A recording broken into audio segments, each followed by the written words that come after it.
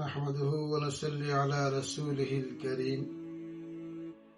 সম্মানিত উপস্থিতি, কাছে এবং দূরে, দেশে এবং বিদেশে যে যেখান থেকে আমাকে দেখতে পাচ্ছেন, সকলকে জানাচ্ছি আন্তরিক মোবারকবাদ। সম্মানিত উপস্থিতি, আজকের আলোচ্য বিষয় মসজিদের চেয়ার। মসজিদ হচ্ছে আল্লাহর ঘর, বিনয়ের স্থান। চেয়ার হচ্ছে আর সম্মানের আসন। প্রিয় উপস্থিতি,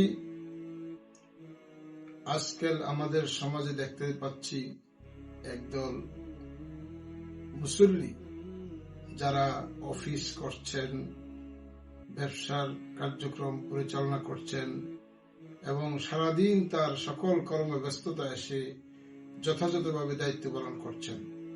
যখনই সে মসজিদে আসছেন তখন কোমর ব্যথা, হাঁটুর ব্যথা বলে সে চেয়ারে বসে নামাজ পড়তেছেন।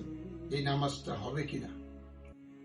সম্মানিত উপস্থিতি, এমন হাঁটুর ব্যথা, কোমর ব্যথাওয়ালা লোকদের জন্য, যারা সারাদিন বিভিন্ন কর্মব্যস্ততায় তার সমস্যা হয় না, শুধু মসজিদে আসলেই সমস্যা হয়, এমন লোকদেরকে চেয়ারে বসে নামাজ পড়লে নামাজ আদায় হবে না। কারণ রাসূলুল্লাহ সাল্লাল্লাহু আলাইহি ওয়াসাল্লাম ইন্তেকালের আগে ভীষণ অসুস্থ ছিলেন। দুইজনের কাঁধে ভর দিয়ে মসজিদে গিয়েছেন, পা নিচে লাগাইতে পারছিলেন না। সেখানে গিয়ে নবীজির বসার জন্য টেবিল ছিল। নবীজি সেখানে না বসে ফ্লোরে বসে নবীজি নামাজ আদায় করেছেন। এতে প্রমাণ করে যে চেয়ারে বসে, উঁচু জায়গায় বসে নামাজ পড়ার অনুমতি নাই। তাছাড়া নবীজির সময় চেয়ার ছিল, সাহাবায়ে কেরামের সময় চেয়ার ছিল, হাঁটুর ব্যথা ছিল, কোমর ব্যথা ছিল। তাবেঈনদের যুগেও হাঁটুর ব্যথা, কোমর ব্যথা ছিল, চেয়ার ছিল।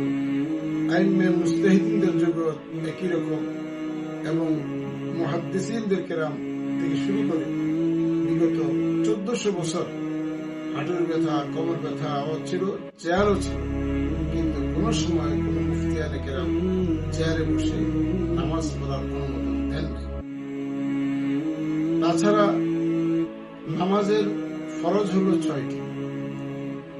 একজন মানুষের জন্য 6টি ফরজের কোন একটি ফরজ যদি সে তরক করে, তাহলে তার ফরজ নামাজ আদায় হবে না। যেমন দাঁড়ানো একটি ফরজ। সে সারাদিন হাঁটতে পারছে, মসজিদে এসে দাঁড়ানোর ক্ষমতা থাকার পরেও সে চেয়ারে বসে বসছে, অতএব তার নামাজ হবে না। আরেকটি ফরজ হলো রুকু করা, আরেকটি ফরজ হলো সেজদা করা এবং জমিনের মধ্যে শেষ বৈঠক বসা। এই 4টি চেয়ারে বসলে 4টি ফরজ করা। আর নামাজের মধ্যে ফরজে 6টি। তাকবীরে তাহরিমা বাদ দিলে মুক্তাদের জন্য তো কেরাত নিজে পড়া লাগে না, ইমাম সাহেবের কেরাতি, মুক্তাদের কেরাত, সব মিলে একটা সামান্য কোমর ব্যথা এবং হাঁটুর ব্যথার ওজোর দিয়ে এই ফরজের মতো এত মারাত্মক গুরুত্বপূর্ণ ফরজকে লঙ্ঘন করলে তার নামাজ আদায় হবে না। সম্মানিত উপস্থিতি, মসজিদের মধ্যে চেয়ার নেওয়া যাবে কি? যারা হুইল চেয়ারে নামাজ পড়তে হয়, হুইল চেয়ার, তারা সুপ্রকৃত পক্ষে মাসুম। হুইল চেয়ারে চলাফেরা করেন, হুইল চেয়ারে সে ঘুমান, হুইল চেয়ারে বসেন, এমন ব্যক্তিদের জন্য মসজিদের চেয়ার নেওয়া, হুইল চেয়ার নেওয়া অনুমোদন রয়েছে। তাছাড়া হারম শরীফের মতো বিভিন্ন মসজিদে অনেক সময় লম্বা সময় বসে কোরআন তেলাওয়াত করতে হয়। সেই ক্ষেত্রে কোরআন তেলাওয়াতের জন্য যদি কেউ চেয়ার মসজিদে নেয় এবং চেয়ার মসজিদে নিয়ে আসে, চেয়ারে বসে কোরআন তেলাওয়াত করে, সেই কোরআন তেলাওয়াত নফল, এতে কোনো সমস্যা নাই, পড়তে পারে। কিন্তু অবশ্যই ফরজ নামাজ এটা বিনয়ের বিষয়। আল্লাহ তাআলার দরবারে নিজেকে ছোট করা, খাটো করা, বিনয়ী করা। সেখানে অহংকারী, তাকাব্বুরি ভাব ধরে চেয়ারে বসে নামাজ পড়া, এটা শরীয়ত সম্মত না এবং এটার থেকে পরহেজ করার জন্য সকলকে বিনীতভাবে অনুরোধ জানাচ্ছি।